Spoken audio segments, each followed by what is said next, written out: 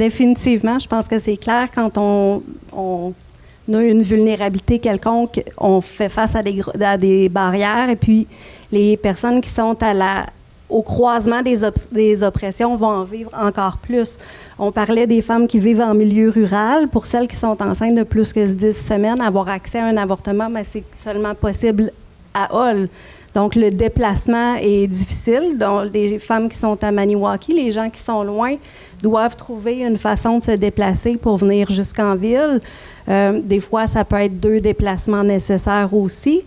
Et quand ces personnes-là, par exemple, ont des ressources économiques qui sont plus limitées, elles n'ont pas nécessairement accès à une voiture pour se déplacer. Payer un taxi, c'est inacceptable aussi. Si ces personnes-là vivent dans des situations, des relations de couple abusives, est-ce que leurs conjoints vont accepter de les accompagner ou vont essayer de contrôler leur choix, par exemple, en refusant de les amener?